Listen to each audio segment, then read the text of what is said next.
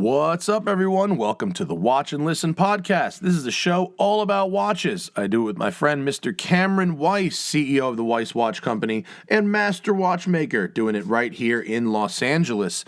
Cameron's about to have a baby, so buy his watches. He's going to need that baby money. Go to Weiss Watch Company and buy his watches right now. This episode is brought to you by Crown & Caliber. It is the only place you want to look for a secondhand luxury watch on the internet, and with very rare exceptions, you only want to buy a luxury watch secondhand. They drop like used cars, but people take better care of them than their cars. You can buy with confidence at Crown & Caliber. Their in-house staff of watchmakers and technicians ensure that everything that goes out the door is in perfect working order and exactly as advertised to you, and if it's not, Crown & Caliber's limited warranty will make it right. You got a watch you want to trade out of, trade up, trade down, trade sideways? Crown & Caliber's got you covered. They'll buy your watch or they'll trade for another watch in their stock. I have bought and traded from them now 5 times, and I'm more than happy with my experiences at Crown & Caliber. They've got everything from Rolex, Panerai, Breitling, Omega, you name it. They've probably got at least a couple watches, and if they don't got it, they can find it. They have over 2,000 watches in stock and a huge network of where to find watches from other places. Use code WL150. It's a new code. Use code WL150 to get $150 off your first watch at Crown & Caliber, courtesy of your friends at the Watch and Listen podcast. That's code WL150 at crownandcaliber.com. We're also brought to you by Beeline Coffee. Drink the stuff every morning. I absolutely love it. My own roast, the Roasted Tire, is a light roast with medium body and a bunch of caffeine. It's really, really good. I drink it every single day. I keep my house stocked with the stuff. I give it away to people. I'm super proud of this coffee. I didn't make it. Beeline made it, but I helped come up with the flavor roast combo by doing some taste testings and stuff. And it's just the best coffee I've ever tasted. And the holidays are up. It's a good time to send someone a bag of coffee or maybe get them on one of their subscription plans. Use code CHRONO, CHRONO, at BeelineCoffee.com to get 15% off your entire order. That's code CHRONO, CHRONO, at BeelineCoffee.com. All right, on this episode, Cameron and I are talking about materials. You know, depending on your tastes, you can get a watch made of all different kinds of stuff, from very expensive precious metals to scientific, non-naturally occurring, not even metals, plastics, DLCs, carbon fiber. And in this episode, we go through a bunch of different options for different materials for both traditional and non-traditional watches. It's funky metals here on the Watch and Listen podcast.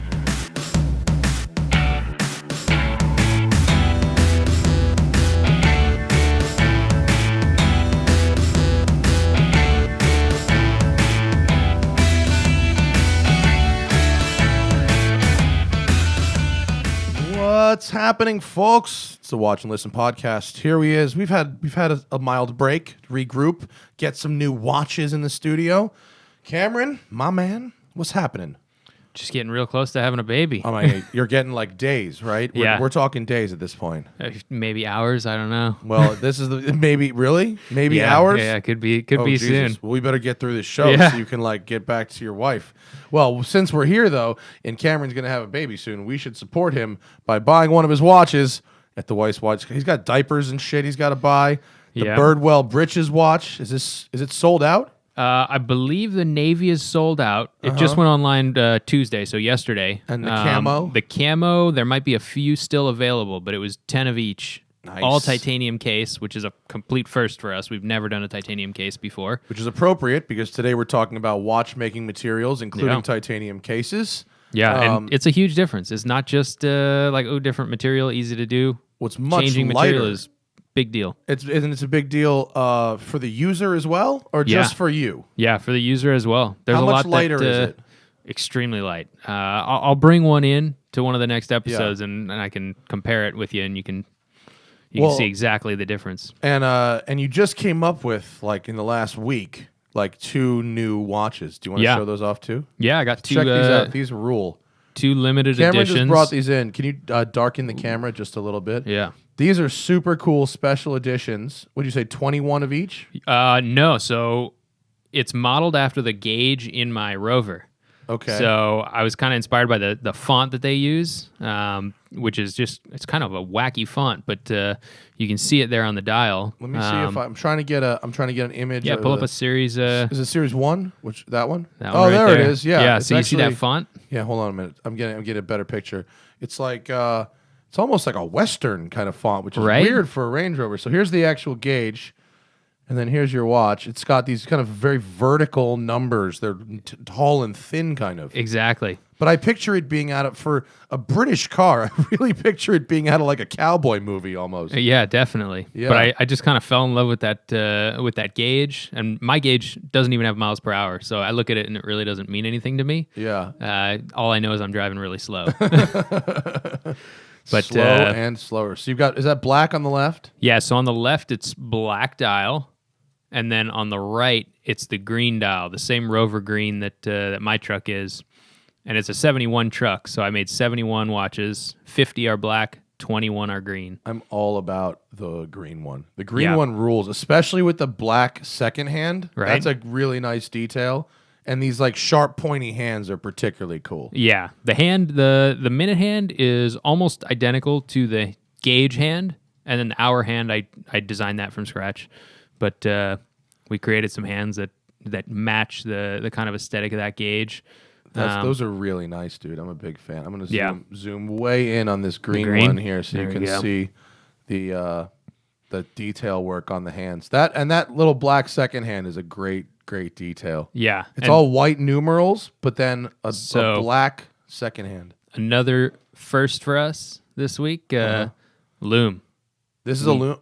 These are the first watches to ever have lume on the dial for us. Because I was going to say, this looks like a slight raised texture, not just a printed dial. Yeah, so we were able to work with our dial maker and actually do luminescent paint on the dials now. That's really cool. We haven't been able to do yet. So this is the first run of watches with luminescent dials. Super limited. Hands as well? Hands glow. The white part of the hand glows, and then the numerals are all completely lumed on both versions. That is very, very cool. Yeah. I'm excited, man. That's awesome. But now mine doesn't have lume. Can we re-lume? We can re-up it. Can we re-up it and have lume painted over my numerals? Yeah. Lume is good. I love my wife's watch, but it's hard to wear at night. Can't really tell the time. Yeah, exactly. Without like a reference. The hands glow a little bit, but I like the lume. The lume is good. Yeah. So these ones are fully lume dials. So if you've been holding out for a fully lume dial, get these, because I don't know when we'll actually have it in any other watches, but these ones have fully lume dials. That is extremely rad, and they look good on these brown straps too. Yeah. Yeah, the tan strap is... What's that? What is? So it's Horween leather. Horween, yeah. It's a tan with a contrast kind of off-white stitch on there. Looks good. Looks good. Number 1 out of 21. Get them while they hot. How much are they going to be? These are $2,500. Nice. I like it. Yeah. Congratulations on the new watch. Yep. American movement. So the Caliber 1003, made in the U.S., made in our own workshop. And I make every single one of them right now until I have a baby. That is awesome. I know. Well, pretty soon you're going to have to hire another watchmaker or something, right? Yeah. This is why I'm happy I have the one that you made. I mean, not that I don't trust one that obviously you have to scale at some point. Yeah. Hans Wilsdorf didn't make every Rolex. Yeah. But that's why I'm glad I got one. I think it's Chihuly.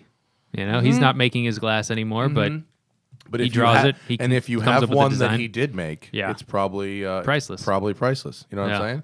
That is awesome. So today, it's pretty much all about different materials that you can get in watchmaking. And it's not so much, we're not getting crazy nerdy in terms of what a spring is made of or what a screw is made of. It's more general different materials in the cases, in the crystals, and that kind of stuff. So the basic, we can just start with the most obvious, the stainless steel. This is the most common, right, for today's watches. And for a sport watch, definitely. I'll throw this under there. Here's a Rolex Explorer 2, stainless steel case, stainless steel band, sapphire crystal. In the beginning, watches were all sort of precious metals, right? They're all kind of gold, or was it Early on, you had a lot of gold. Yeah. Because people who didn't have money couldn't afford a watch. They had the town clock, and that was what they listened for. People with money could afford their own watch, so it was typically precious metal because they had money. Yeah. And then stainless came along in, what, the 50s, really, as So tool watches? Before stainless, it actually went to like a base metal, so you'd have some sort of brass alloy, and then they would plate it. Oh, yeah. So a lot of the vintage watches were actually brass plated. They looked like they were steel, but you'll notice it wears off, it pits, and that was when they were kind of making watches that were available to people who weren't the very wealthy. Yeah. So they didn't want to use precious metals, but they wanted metal, and they didn't have plastics at the time. They could do watch cases. So when did it become sport watches out of steel? Some of the better watches, I think it was like the 40s, 50s, was when you started seeing steel cases, not necessarily, or steel parts on the cases. And then it started to transform to a solid steel case. But you'll see some hybrid watches where you have like steel crowns and pushers on a chronograph, steel case back, but a base metal case with a plating on it. Like, so a base metal is what? Like Base metal is going to be an inexpensive metal. Just like a cheap iron or something that's like... it'll be some sort of brass alloy. Okay. Easy to cut on a lathe or mill, and relatively inexpensive, and then easy to plate. It's a material that lends itself really well to plating and getting a good, thick, solid plating of chrome or like nickel and rhodium, things like that. Here's like sort of an old school look on a Rolex. It's a brass case. I think this is made more recently, but using sort of more. But old school. if you took a vintage watch, like a vintage chronograph from the 40s, chances are the case is plated base metal, and you could strip that off, polish it, and then replate it. It'll look like brand new. And it'll look like steel, but it is not. Neat. Yeah. So now stainless steel is pretty much the standard for a nice sport watch. Yeah, our manufacturing is so much better now that we can easily machine a stainless steel watch, and we can make it do everything we need it to do, and it's not that expensive. All right. But then we've got some other weird stuff going on. So some companies started like, well, where do I even go from here? Do we want to start at the bottom? Do we want to start at the top? Do we want to go sideways? Where do we go from steel? Probably basic stuff. I mean, gold, because gold was around way before steel watches. That's true, and we have some gold. We have some yellow gold, and we have some rose gold. I didn't bring. I have a white gold too. Which I didn't bring. Yellow gold presidential. This one is cool because this is a yellow gold president Rolex day date, and if Crown and Caliber sent us this one, it's fun because the day is in Spanish. Yeah, it's a Spanish day date. And it's a small watch. It's 36 millimeter. Well, small by 2018 standards, but probably pretty standard for like the 80s, right? Yeah, this was a men's watch. 79. So what are the ups and downs of yellow gold? Well, the downside is going to be that it's soft. So for a sport watch, it can be kind of soft, and you could take chunks out of it if you hit it on something. Big dents, things like that. I don't care so much about that stuff. Some people are really particular and they want a pristine watch, so might not want to do a sport style watch that's gold, maybe a dress watch that you're not going to wear all the time. But one really nice thing, like Carl was saying, you could sell it at any time. It's solid gold. It's worth something. It's not dependent on necessarily the brand or the quality of the movement. Like the gold is always worth, just raw material cost. Whereas stainless steel, without being a Rolex or a whatever, is just pretty much worthless, right? Yeah. So that helps.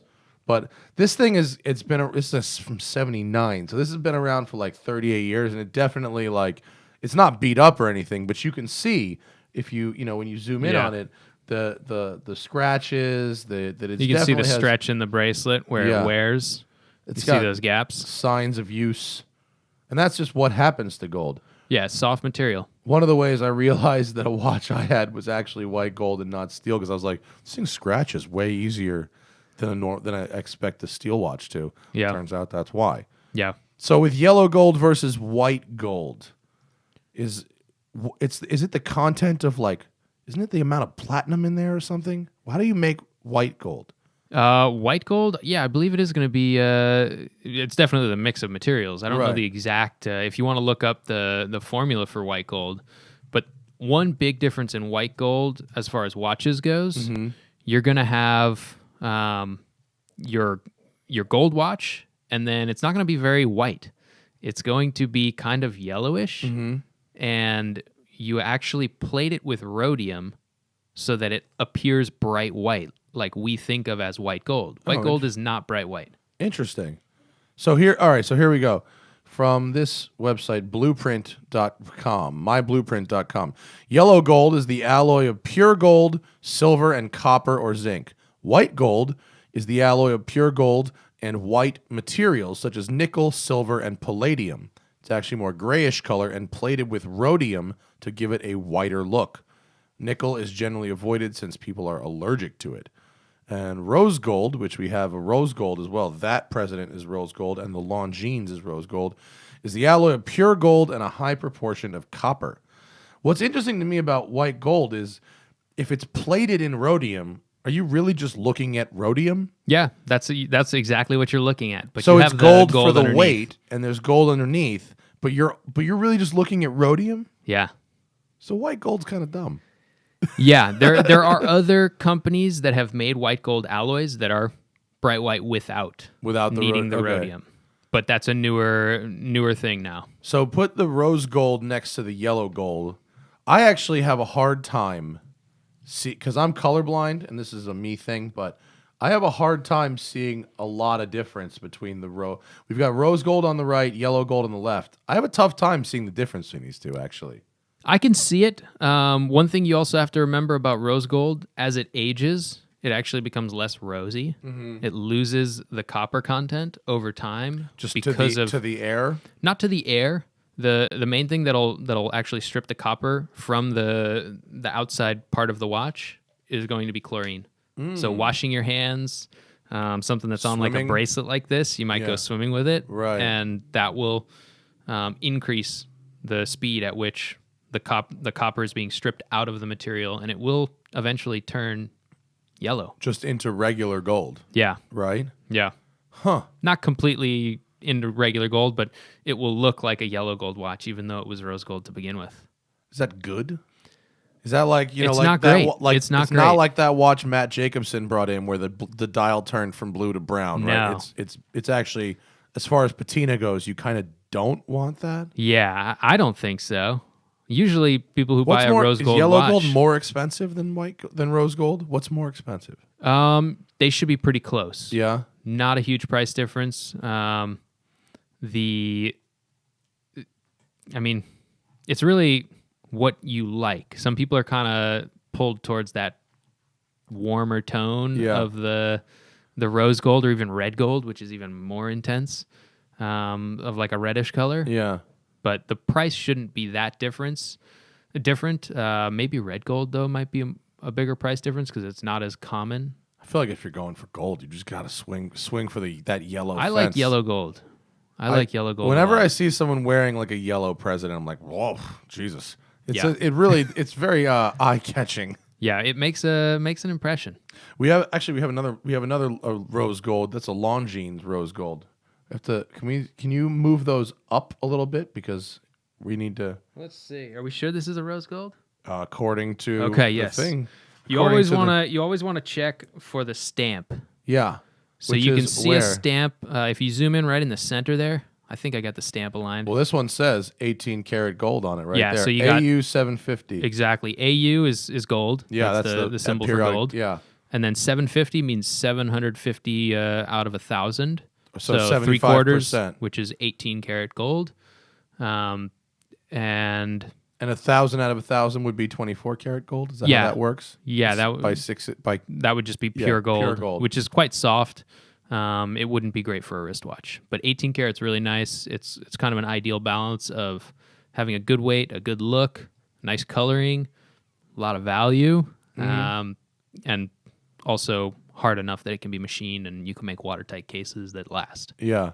Here's the question is, do you want, in terms of just watches more so than sheer materials, like Longines is like, that's a nice watch, right? Right? It's good, good watch, good brand, but not particularly rare or tough to get. It's not.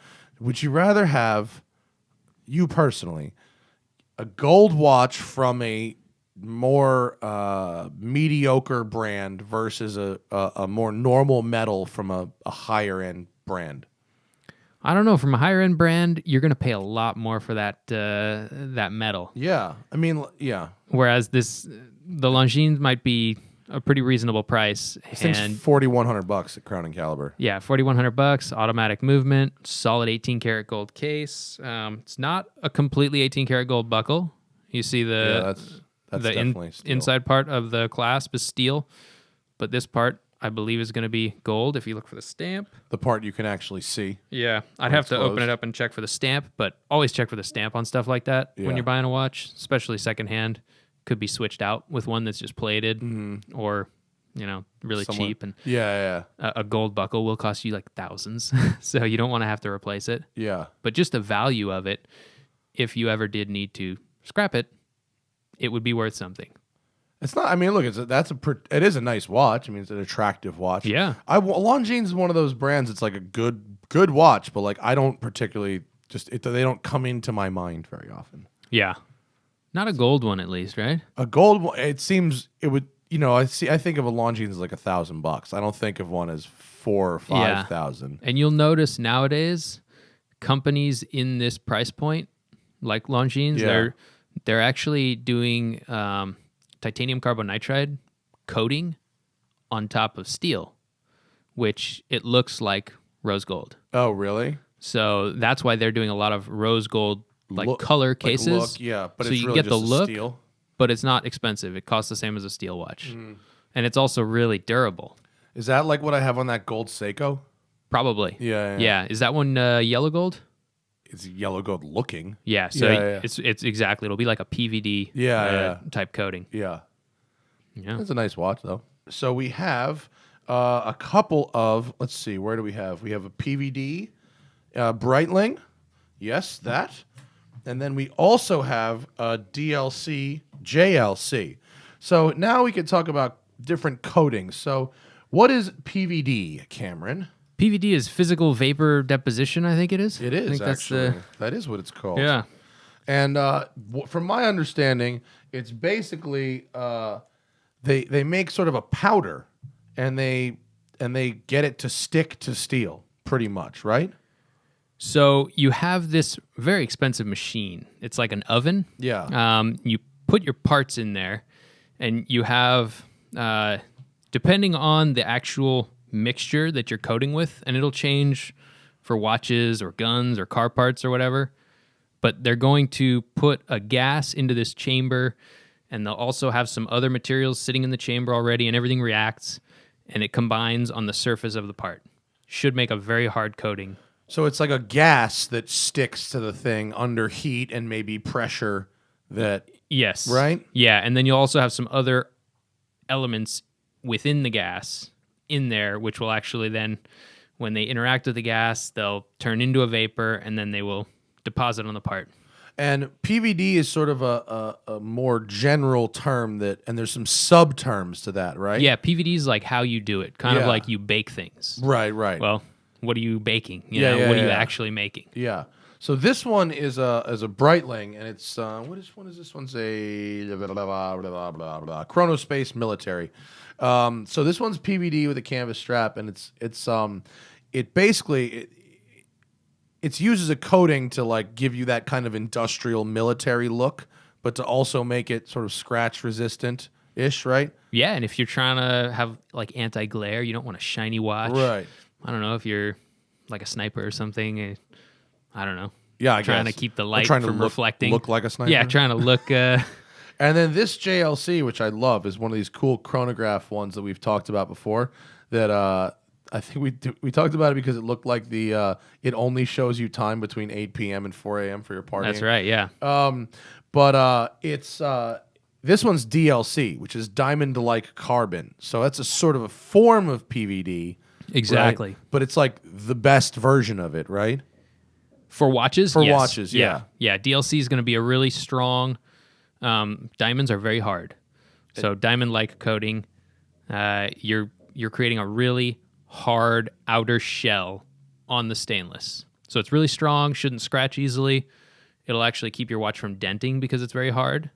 You can try to dent it, and you will be able to, but it will minimize the denting. If you accidentally like drop it or something, will it make it much tougher than a normal steel watch, right? Yeah.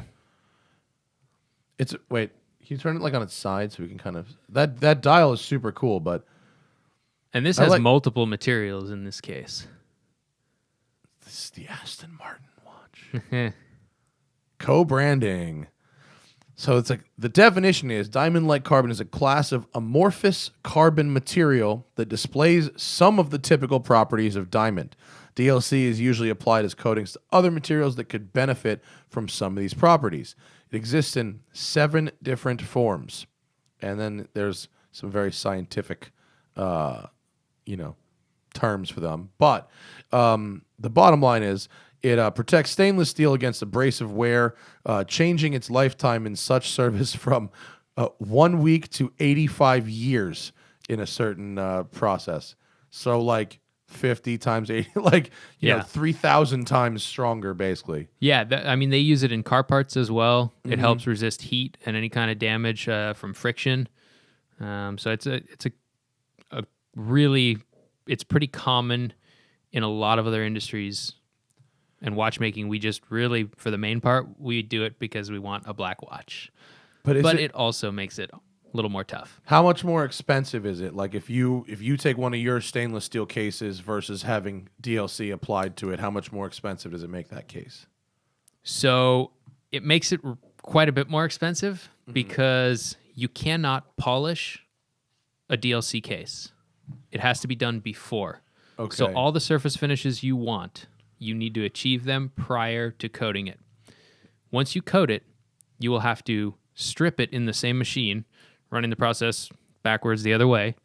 The machine can run the process the other way? Yeah, you can run the process the other way and actually remove the coating. That's pretty cool, actually. And then redo it. But if you have a high-polished watch and you DLC coat it, it's going to look like ceramic. If you do a black one, it'll look like black ceramic. You cannot then brush the surface to dull it. It won't work. Okay. So you brush the surface first. You have to brush the surface first. So what makes it more expensive is if you send it to a DLC coater and you have this perfectly polished watch that's brand new and they scratch it and they coat it, well, you can't do anything about it. Right. It's now garbage because it'll cost too much money to reverse the process and redo it and polish it. How often does that process screw up? It gets screwed up pretty often. Really? It takes a lot of failures to make one really well-coated DLC part that doesn't have any flaws. What if you are like fully vertically integrated? Like, you know, is JLC with this watch, are they doing that kind of stuff in-house? Are they going to send this out to a supplier? Are they big enough to... So JLC is going to be part of the Richemont Group, so they have their own case-making company. That company provides cases for a lot of the companies within the group. Anyone who has Swiss cases, at least, the higher level brands. Yeah. And that company might have the machine to do the coating. The machine's going to run you around like $750,000 to $1 million. Wow. So it would be a big company to be able to support owning the machine so that they could have, you know, white glove technicians actually running the machine and making sure they don't damage anything and everything's perfect. So what about, let me just pull this up. Like, for instance, here's a company, and there's a few of them called, I don't even know what they're called, doesn't matter, don't need to plug them, but they will take a Rolex and do a DLC coating on it here. Yeah. For like, the price, I looked up earlier, the price was around like $2,500. Yeah. Right? So if you just sent those parts to any DLC coder and you're not telling them like these are Rolex parts and it has to be absolutely perfect and you just say send them and coat them black, probably cost you around $100. Okay. So that's why there's a crazy markup on top of that. Because the care it has to be taken. The care it has to go through for Yeah. watches is Yeah. much higher than a car part or something else that is not as critical, that you Yeah. have perfect coating and perfect surface finish. Some of these look pretty cool, actually. I mean, I don't necessarily think I would do these with a watch, but like, I don't know. This is kind of interesting with this blue sort of thing happening. I don't know. I've seen a couple blacked out Rolexes that look pretty cool. Yeah. And they have this place. This place has some other ones. Let's see. What's Linda? Linda Verdelin. What is Linda Verdelin? They're an interesting wow. company. They have a pretty wild case shape. Yeah, that is a weird case shape. Look at that thing. What is going on with this thing? One thing about this company, they created a dive computer that actually clips on top of your watch. So instead of creating a dive watch, they created a dive computer. Just clips that on clips your on top. existing watch. Oh, okay. Pretty interesting. Yeah, sure. Why not? That's weird, but I'll take it. So do you like working with DOC, or is it annoying and it's just something you kind of feel like you have? It's annoying, but I love the effect when it actually comes together, and everything goes the way you want it to. Then it's beautiful and it's extremely durable. Yeah. So I think it's worth the headache of dealing with it, but it does complicate things. Yeah. Huh. I like that. Yeah. Here's an interesting one. You want to do bronze? Yeah. Bronze, I'm a big fan of bronze because it really like with a stainless steel watch, you have to wear it for like such a long time to get like a good patina on it, and with bronze you can get it in like a year. Yeah, you can get it quicker. What was it? Matt Jacobson was telling me he stuck a bronze diver on the roof of his house in Hawaii. Oh, really? And left it up there for many months, came back, pulled it down, and it was like a crusty perfect, barnacle. Good to go. Yeah. So there's ways to speed up the process. So this is the Tudor Black Bay bronze, which is one of the more popular bronze watches. There's also that Oris Carl Brashear one. That one with the blue dial is pretty that nice. thing's pretty cool. And then there's the Bell & Ross has a bronze one as well. Oops, I spelled Brashear wrong, but I'm going to get an image of it. I think the bronze is cool. I think it's got a really nice weight on it. Here's the Oris version, the Carl Brashear, which I think looks cool. I wish it wasn't named the Carl Brashear. I hate watches that are named after people. But it does look pretty rad. And the Tudor one is really cool too. $3,800 used at Crown and Caliber.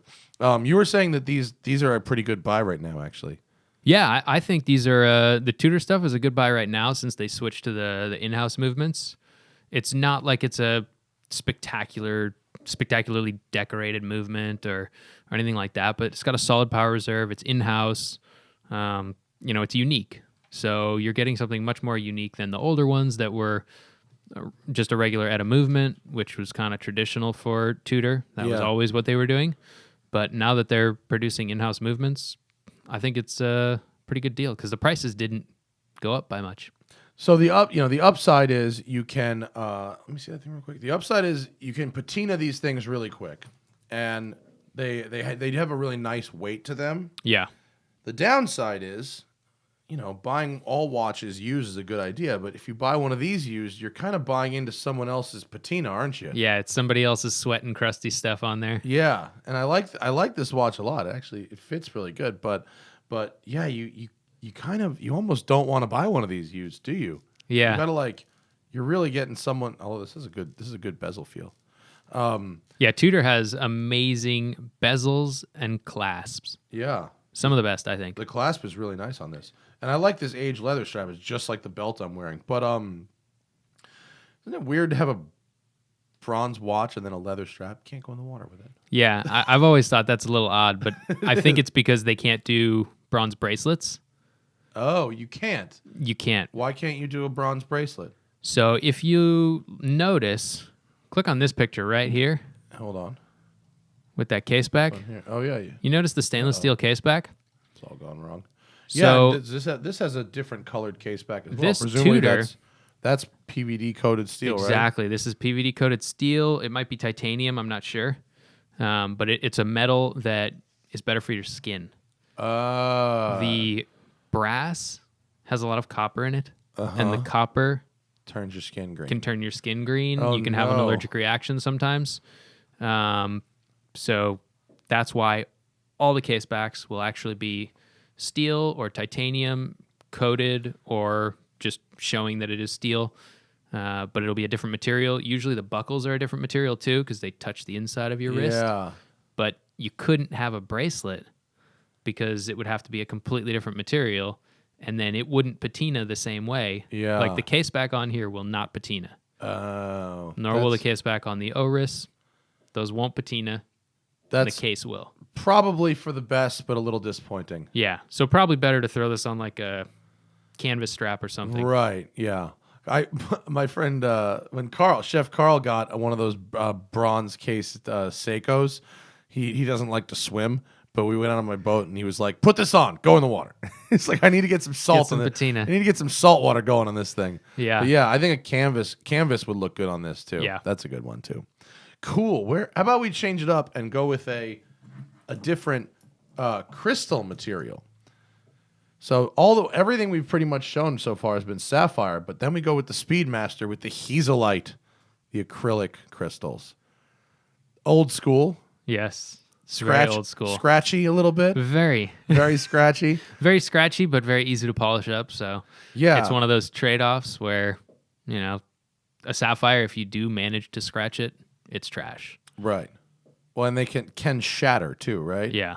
So pretty much all modern watches are using sapphire crystals now, right? Yep. All reasonably higher end ones. I think Seiko has and their cheaper models don't have a sapphire, right? Yeah, they have a type of a mineral crystal that is their own mineral blend, Hardlex or something like that, I think is the name. Yeah. So with the sometimes, like for me, like I would scratch the shit out of an acrylic crystal. Like I just can't. Yeah. I can't have it. I hit it into stuff and even though you can polish it out, I just feel like I'm like You'd be wearing polishing every day. through it. Yeah. Yeah. But with the Speedmaster we've got here, the space program or whatever, they decided that it would be safer to have this scratchable acrylic crystal than it would be to have a sapphire crystal that could potentially shatter in space. Yeah. And also turn it sort of on its side a little bit. You have the benefits of not having any hard edges in that crystal. So you can see there that it's actually rounded off, and you can't really do that with a sapphire crystal. Yeah. So these plastic crystals, you'll notice that they have these domes to them. Mm-hmm. And the reason is because they either seal on the outside edge by pushing it into an opening, and it'll seal on the outside lip, Yeah. or it seals on the inside by pushing it over a bezel and Like sandwiching just friction. it. Yeah. So you end up with these crystals that are in this really like protruding kind of dome shape, and it's a cool look. A lot of that came from the fact that it's on vintage watches, and vintage is cool right now. Yeah. But you're starting to see sapphires in the box type sapphire, which basically means it will look like it is an acrylic crystal. It'll have that shape to it, big dome, but it's sapphire. And can they actually cut it in that rounded edge, or is it sort of like top hat looking, but not really? No, they grind it they into do? that shape so that it cool. has that nice rounded shape to it on the edge. I'm not a huge Speedmaster fan, but this is like the Apollo 11 Speedmaster. It's like the reverse. Is this reverse Panda or Panda? I can't remember. Well, what is it? Panda's going to be black with white? Is Panda black with white or white with black? I don't know. I don't know either. Wait, see, Speedmaster. This is Panda. This one's Panda, not reverse. So Panda. Yeah. White with black subdials. White with black subdials is Panda. That's a good one though. Yeah. Acrylic. I mean, I guess you really have to want that vintage. I mean, if you buy a vintage watch, certainly acrylic is going to be like your only option. But at this point, do you really need it? Unless you shatter your crystals a lot. Who shatters? But even then, you a can lot? shatter the plastic crystals. They're cheaper to replace, I imagine. Yes, as long as it's not a vintage watch. There are some vintage Rolexes where they don't make that shape of crystal anymore. Oh boy. So there's certain vintage Rolex crystals that are really expensive. Okay. Yeah. So yeah, maybe not. But Omega still makes both. Like you can get this watch basically in either crystal. Yeah. Yeah. And if you look real close in the center of these Omega crystals, you'll see an Omega stamp in the very center of the crystal. Really? Yeah, you have to look close, and it's got to be a genuine Omega. I don't know if you can zoom in there. I will try. Right into the center. You see it right there? Just over the hand, you see the Omega shape? The Omega symbol? No. Oh, like literally? Oh, yeah, there it is. Into the crystal. You have to move the watch a little bit to see it. Yeah. Just that little number. Oh yeah, look at that. That is Yeah. it's a bit sideways. God, it annoys me. They couldn't have made that straight. Right? It's like sideways. It might have been straight from the factory, and then it Maybe might in a have been service. taken off and when it was serviced, fresh gaskets, and then Can you see that naked eye? you should be able to. Probably easier to see it naked eye. Oh yeah, you kind of can actually. Yeah, You but can that's one sort of way see to it. tell the genuine omega crystals. Have you seen the case back in this thing? Yeah, right? I was trying to get it on the video. The case back is hysterical. eagle? Wait, hold on. It's like it looks like the back of a pickup truck. Right? It's like an eagle just chilling on the moon. Yeah. Yeah, that's how it went. Apollo 11. That is a cartoony eagle on the moon. That's funny. Let's move on to. Should we do carbon or ceramic? What do we got here? We have both. We have carbon, ceramic, titanium. Let's do All these titanium. options. Titanium. I was saying something about the Tudor clasps earlier Yeah. and how they're really some of the best around. You can see the dive. This is the Pelagos. Pelago? Is it Pelagos? I thought it was Pelagos. Pelagos, I right? thought I think it's Pelagos. Yeah. That one's got a good Well, it's dive pelagic, class. right? It's what? Pelagic, What's that? like ocean. Pelagic is an ocean word? Yeah, a pelagic fish would be like an open ocean fish, right? Really? Pelagic. Relating to the open sea. Oh, okay. All right, cool. I always figured it had something to do with that well, connection. if it's pelagic, then it's probably Pelagos. Pelagos, right? Yeah, I think so, yeah. Full titanium on this guy. Full titanium. Titanium- Well, actually, not full titanium. Just the case? So the case is full titanium. The case back is steel. Titanium fuses to titanium. Okay. If you have really fine threads, like on these screw-down case backs, Yeah. for the Rolex watches, the Tudor watches, you're going to want to have a different material for the case Because back. it'll stick to Because itself? it'll actually weld itself shut. Oh. When you well, that's tighten a down that problem. case back and leave it, it'll weld itself shut. So they use a stainless Just over steel time case on back. its own? Yeah. No, not under heat or pressure? No heat. Just do it by itself? Yeah, just the fine threads will connect. Oh, that's bad. So this one, you've got almost all titanium through the bracelet and everything, through the case, but the case back is steel to avoid that risk.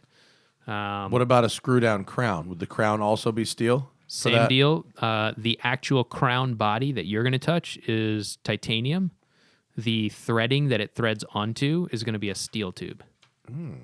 Yeah. Other than weight. Weight is the obvious one, right? For titanium's lighter than steel. It's strong. It's hard, right? Yeah. Are those? That's pretty much all the benefits of a titanium. Corrosion resistance is much better. Really? Yeah. So will it not patina? Well, you're not. What happens is in the little cracks and crevices, like within the bracelet and where the bracelet connects to the case, under the bezel, these places that are hard to clean salt water out of, that's where you're going to see it. In like 50 years, a Rolex is going to have, a steel Rolex is going to have salt water that got into these places, and it's going to start pitting. But in 50 years, the titanium one will not have that. Let me see if I can find a pitted vintage like in here. Yeah, so underneath the bezel, let's see. Type in, So like if you look in here, like underneath in this where Yeah, these meet, like in the crevices and stuff. try open caseback vintage Rolex, something like that. All right. Because you'll see a lot of them have some serious rust issues. You could even type rust, see if that shows anything. Let's see if we can find it. Yeah, but so basically you're going to have all these lips and ledges where water can get just outside of the O-ring. Oh, here we go. Try that one there. This guy? Yeah. Oh, okay, cool. So you see around that edge, just Yeah. outside of the O-ring, you will get rust and pitting there. Yeah, well, this one's like super That rusted. one, yeah, it This also got one's water trash. inside the case. Yeah. But you're talking about the underneath areas Yeah. in here, right? Those Yeah, yeah. areas where the bracelet kind of hides and the case back kind of hides the material, you get stuff in there and it will cause corrosion. But titanium, you won't have that problem. Huh. So is it if you actually want to do a lot like a career diver, titanium's the move? Maybe. Yeah. You want it to last. If you want the watch to last you a really long time. Yeah. I happen to particularly like the blue on this Tudor. It's a really Yeah. vivid, nice blue. Looks good. I love this this watch. That's a good one. And if you want like a Submariner style watch but without a Cyclops for the date, that's a good option too. Yeah. Plus on these, I don't know if you can see this clasp that well. It's kind of close. But you've got the dive extension here, and it's all titanium. But then you've also got this. You pull this out.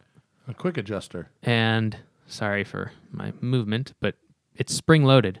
Oh, cool. So you can put it on tight with your wetsuit, and then as the wetsuit compresses as you dive, it will actually compress with it because you've got two springs under there. Oh, wow.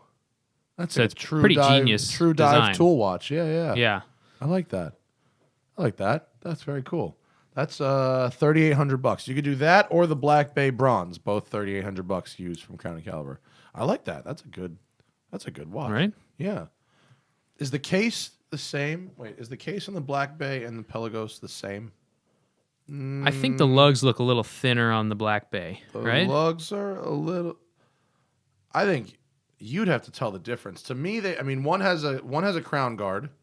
Black Bay does not have a crown guard. Yeah. But other than that, they look pretty similar to me. Yeah.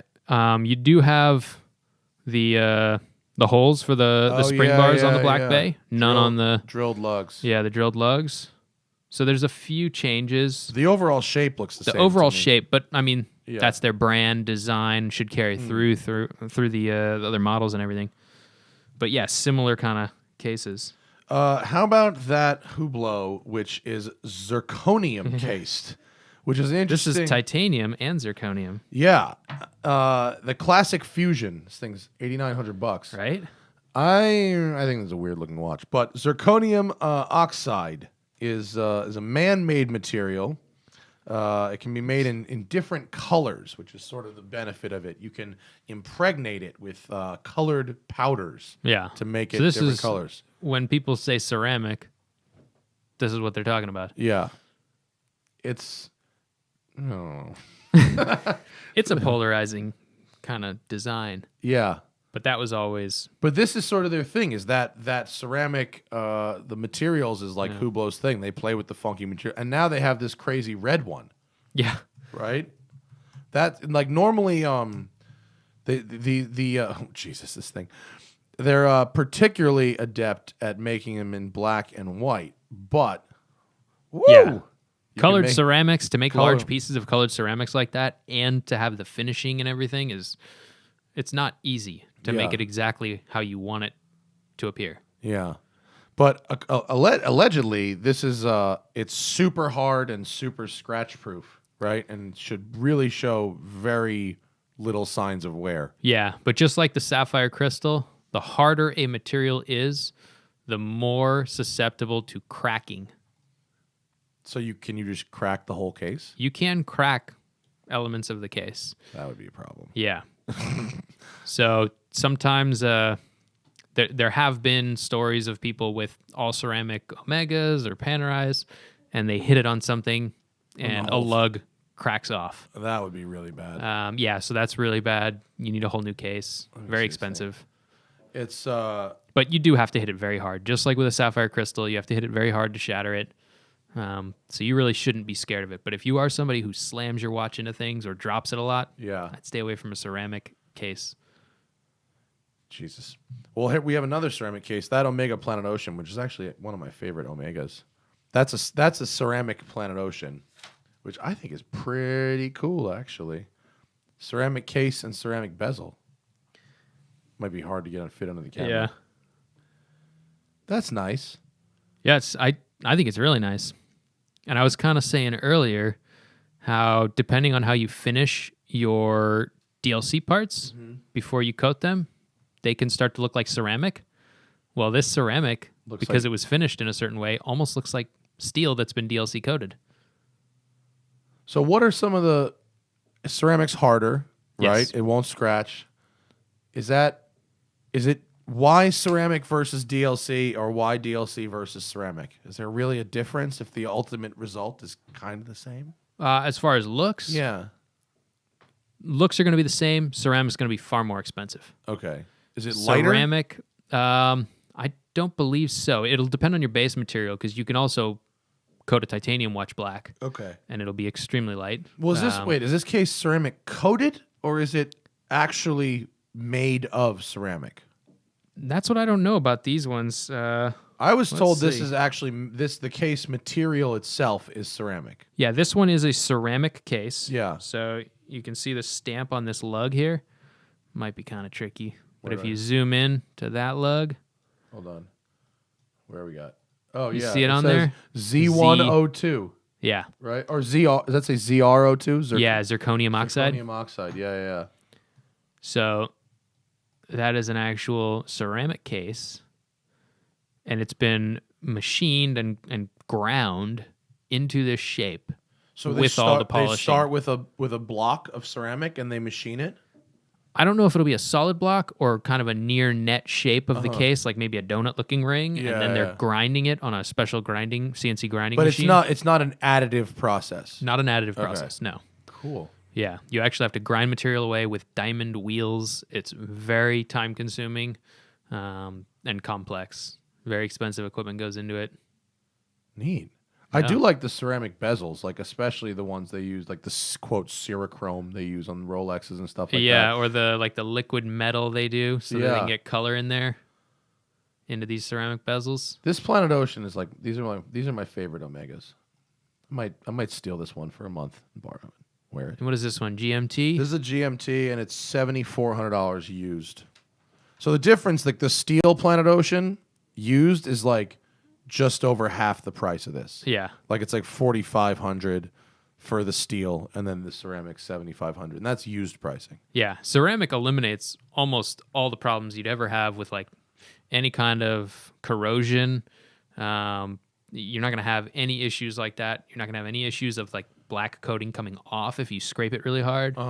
So if you were to find a way to scratch that, it's that color all the way through. Yeah. Yeah, okay. Yeah, and if you scratched it, it would probably be by taking a diamond to it and actually like jabbing at it pretty So you're not aggressively. scratching it accidentally. You're scratching Probably it not. intentionally or not at all. Yeah. Okay. I like this one. I would wear this one. I think this is a good one. I like it especially when they do the white. The black and white is really cool. Yeah. Not a great bezel sound though. They could improve on Right? I think that the Tudor's the Tudor got the bezels has a better bezel Yeah. sound. This one sounds a little tinny Yeah. when you spin it. That one's that's the right bezel sound there. Yep. So we have two left. We've got plastic-ish and carbon fiber. Let's go with the Breitling Bright Light. Yes.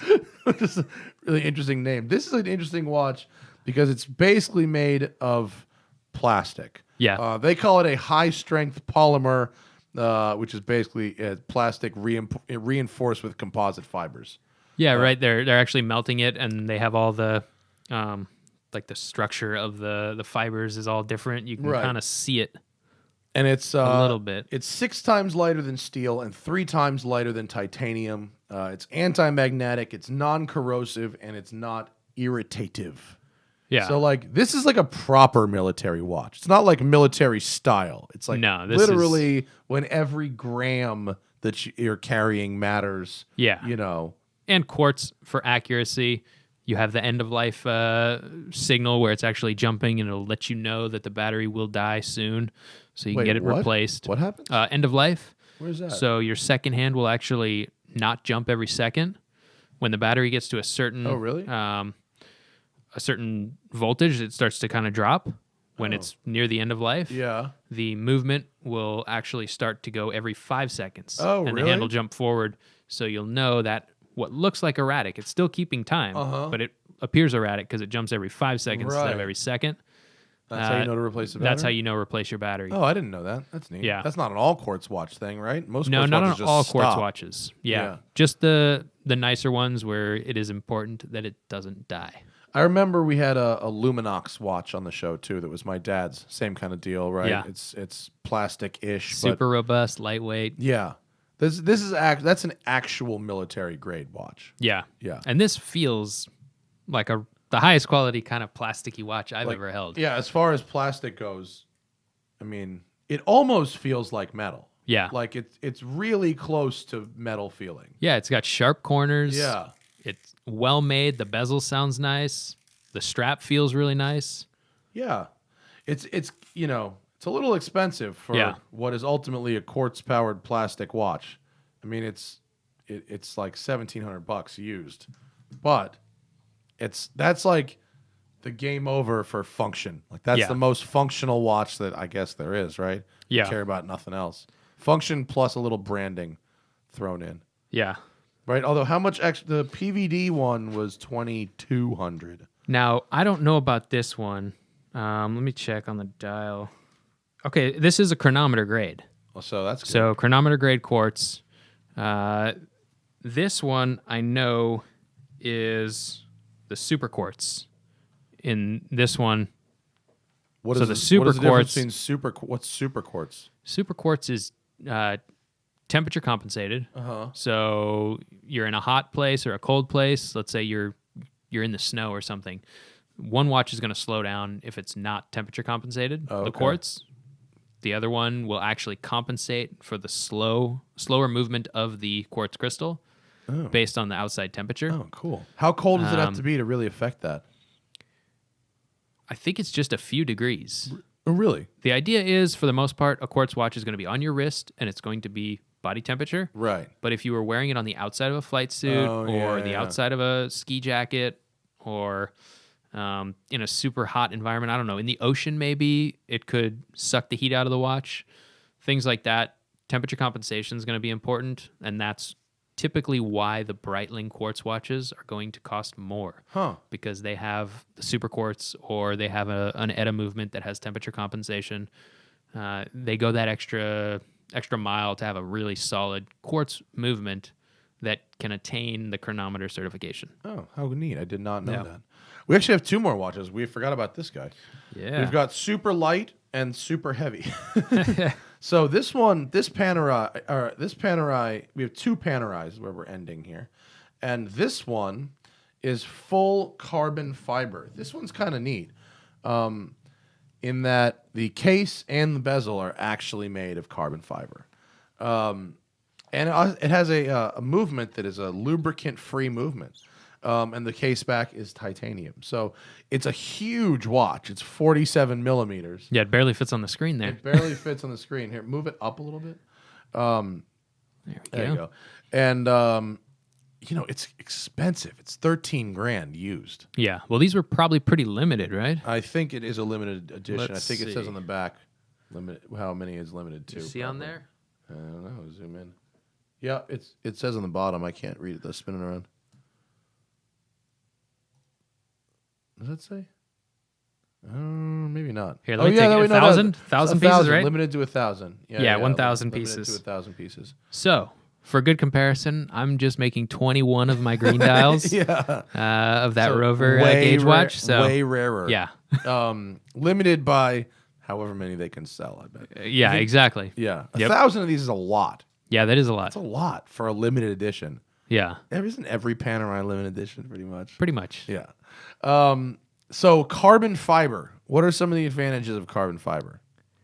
Lightweight. Lightweight. That's going to be a big advantage. Carbon fiber is relatively simple to machine because it is a softer material. Like if you were to make a block of carbon fiber, Yeah, you could then you could because that's what machine the it. case is, right? It's Yeah. not like carbon fiber in a car where Yeah, they're not forming it into that yeah, shape. they're not. Yeah, it's literally they make a block of it and then cut it away to make a thing. Yeah. Yeah. Yeah, so we have some at our workshop that we've played around with, but we haven't made any actual cases. But yeah, it's a block form, a cube basically, and then you just machine away what you don't want. And then so these textures here on the bezel are from machining or from the fibers or Those what? are from the fibers, the way the fibers lay within that block. So does So that they mean should be unique to every part. every bezel is going to be slightly different then, right? They should be, yeah. Interesting. What if I pull up? Let's find out. Right? Unless they're doing some kind of weird, but I don't know how you would control the way the fibers lay. Let's see if all their bezels look the same. We will learn very soon. Let's see. Yeah, what was a good that the one? picture. Is this the same one?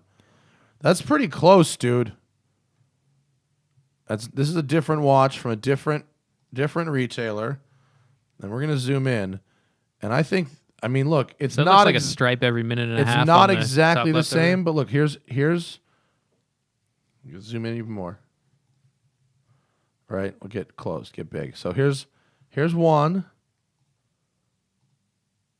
Not exactly the same. exactly, Very yeah. close. Like I'm looking at our watch here has a little zebra stripe, sort of between 12 and 1, right? This one has a pretty solid stripe between 12 and 1.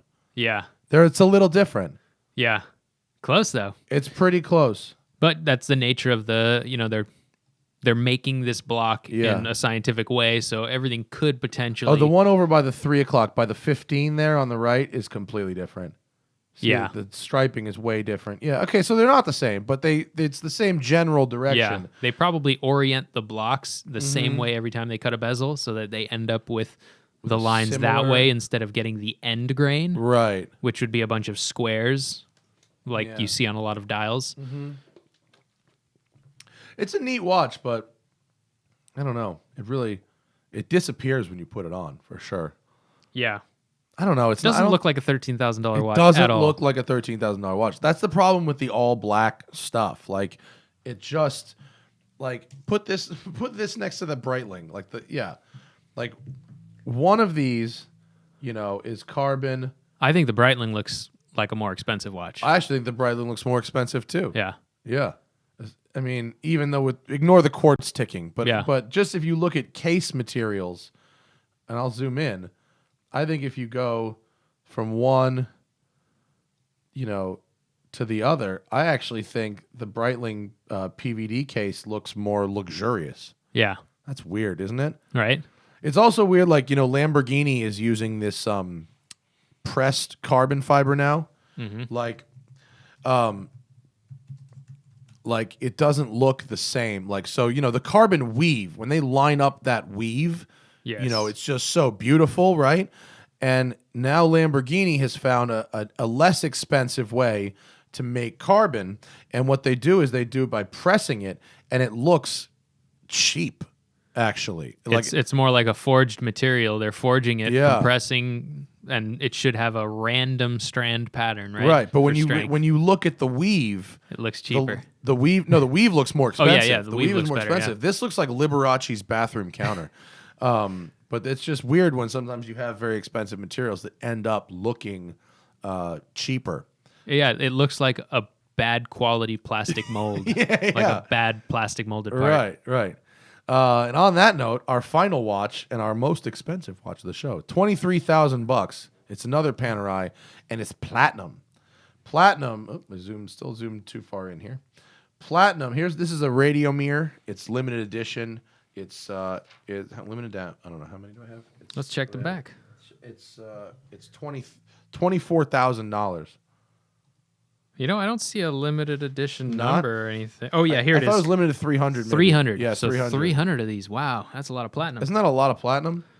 And I mean, you can pick this thing up. This is a heavy Yeah. watch. But the funny thing about platinum is it kind of looks like steel. Yeah, very much Right? so. The only person that's gonna know is you because it's so heavy. It's the most like subtle baller move. Yeah. Because I don't like titanium I don't like titanium watches because I like to feel the weight. You know what I mean? Yeah. It's not that heavier necessarily equals better because just sometimes feels they like have quality. some like big stupid heavy watches that you're like, oh, this is dumb. But like when you put on a watch that's a normal size but then is crazy heavy, you can just feel like the density of that material, and for some reason that feels awesome. Yeah. Why is platinum feel so nice?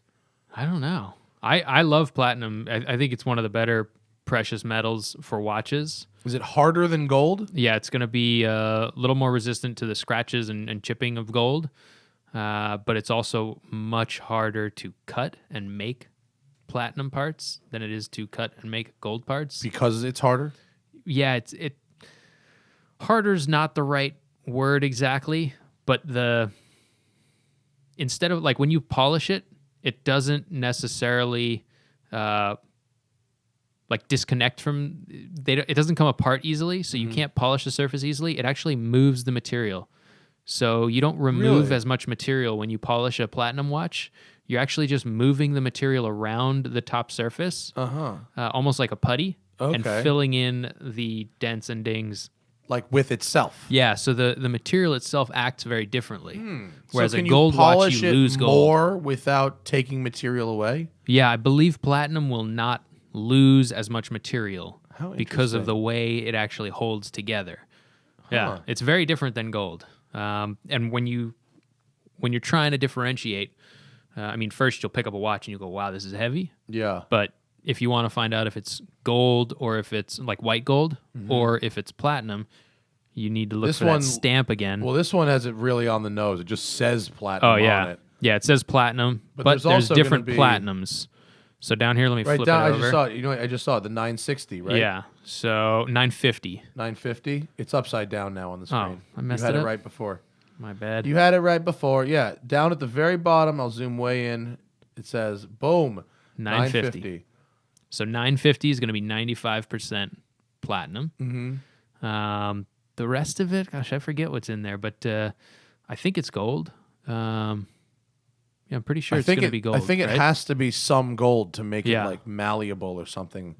Because it was not 750 is 18 karat, right?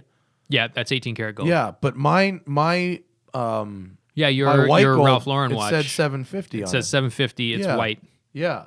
Yeah. So and then 950 would be full platinum. 950 will be platinum. So that's a way, if you have a white colored metal watch that's Yeah. very heavy and you think maybe this is precious, That's how you know. you can check if it's white gold versus platinum by looking for that number.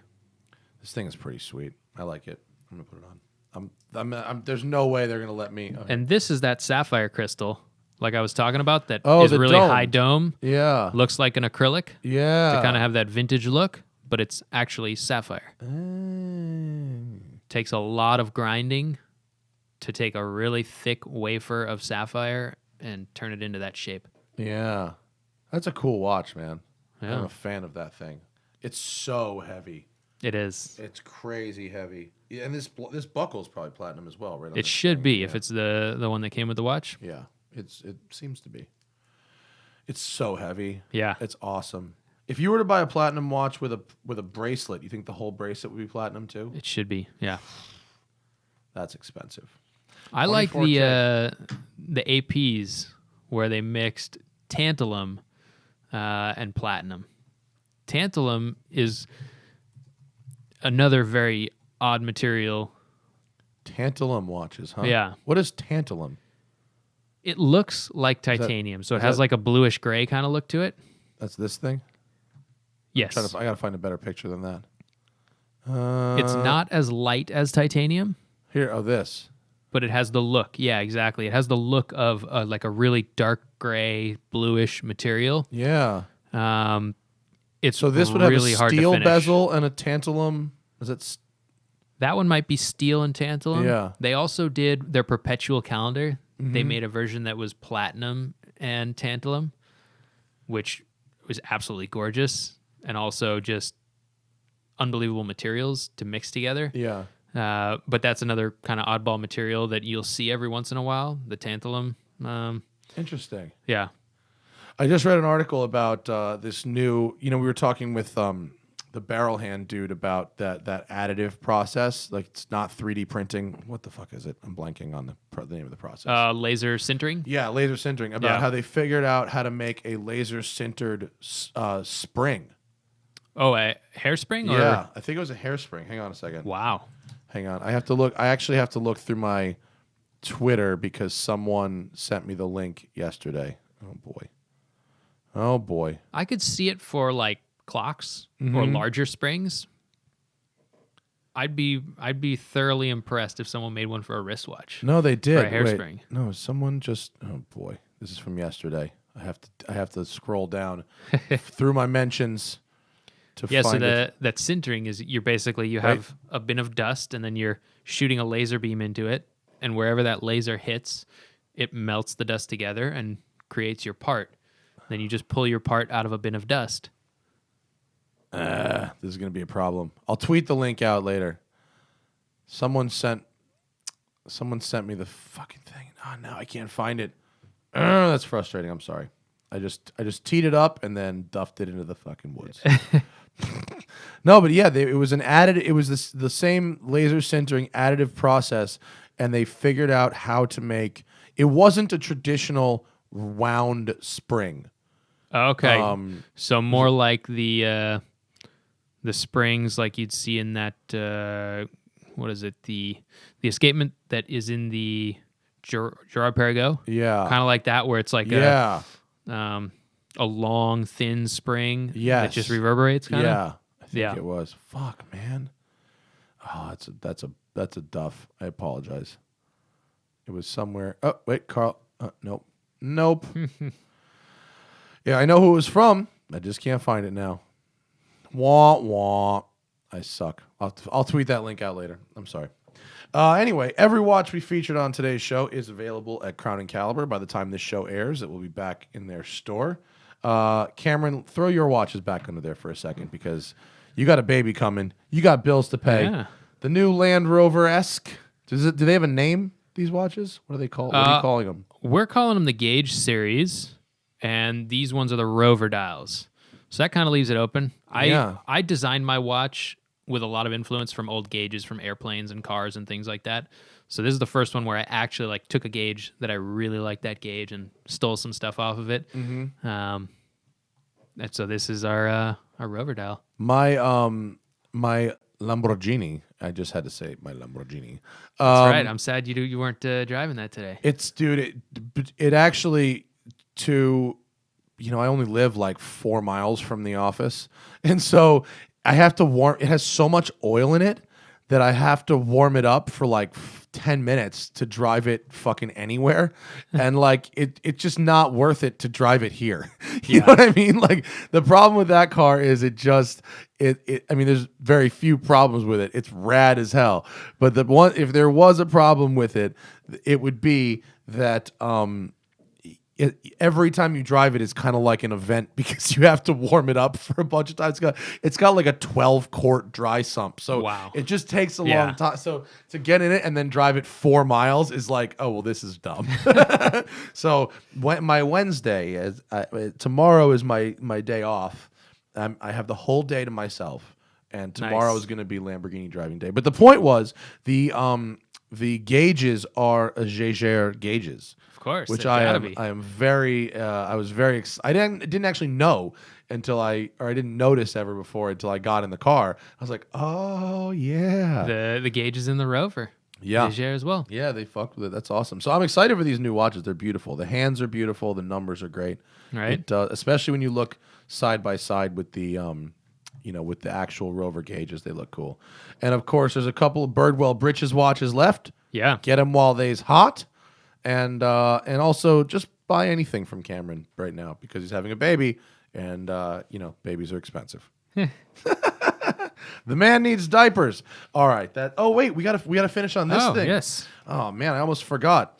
The kind folks at Nezumi Studios from Stockholm, Sweden, sent us this watch, and they asked us to evaluate it on the show. It is another one of these sort of vintage look. It looks like an old Hoyer kind of thing. It's reasonably affordable because it comes from Sweden. To get one in the U.S. costs about $370, but it's quartz. I will admit I like the colors. I think the colors are fun. Comes with a rally strap. What do you think, Cameron? I think it's a decent watch. I mean, I'm kind of tired of all these vintage chronographs. Me too. But if that's what you're looking for, then you've got a ton of options right now. There's a lot of companies that are making some cool vintage-inspired chronographs with the old kind of 60s, 70s looking dials. So you got a lot of good options, especially if you're looking for a quartz watch that's not going to, cost you many thousands of dollars. Yeah, I mean, I think a lot of people ask me about really affordable stuff, more so than they ask me about stuff that's in the 4 or 5 digits. I mean, I think if you're up at that price point, you know what you want. You're going to buy something that you're really drawn to. But a lot of people ask me about their first watch, or their something that's a sub $500 watch or a sub $800 watch, and this thing is $375. Shipped to did I where's the thing? I guess I closed it, didn't I? Sorry. And aside from being quartz, which I guess you can put a point against that, it seems reasonably well made, right? Yeah, it seems like a fine watch in that. It is a Seiko quartz movement, and or at least it is. They claim it is, and worldwide shipping is included from Sweden, and it's not from. It's what is it? It's a 40 millimeter, so it's not too big. It's on the smaller side. Yeah. It is a sapphire crystal. That's good. I'm not blown away by it, but it's $350. So if you want a good entry level quartz watch that's not one of the obvious just get the Seiko, because the obvious is always just get the Seiko. But what else do they have? What other watches do they have? They have a diver. This company. I'll pull up their website. Let's see what their diver looks like. It's black. There you go. Here's their diver. It's a nice looking diver. I like the hands on it. I like the hands on that diver. Right? Yeah. And this is an auto. Oh, this actually has an automatic movement in it. This is a mechanical watch. This one. So not everything they make is quartz. They have a mechanical watch. Do they have a mechanical chronograph as well? And this just isn't it. They have some chronographs. These look mechanical. Any of these look mechanical? I don't think so. No. I don't think so. This one? Nope. Hybrid. Yeah, so they're using that Seiko hybrid watches. Quartz. All right. Well, Swedish watches. I'll give this one away on Instagram. We'll do a giveaway for it. Someone will get themselves a nice little thing. Yeah. I mean, it's a good fun watch. I happen to like the colors. If you want to go with a quartz watch, there you go. That's an option. And Nezumi Studios, Nezumi Studios. So thanks for sending that down. All right, we're gonna get out of here. Cameron, thoughts and prayers. Thank you. Best. Well, I don't know what to say. What do you say to people having baby, good healthy birth? Yeah, good healthy birth. My love. Plenty of sleep beforehand, which I probably won't get, but and hopefully we'll be able to get you back out after Thanksgiving to do more shows. Hopefully you won't be completely swamped down. Yeah. Buy a watch, people. Buy a watch from Cameron. They're good. They're made in America.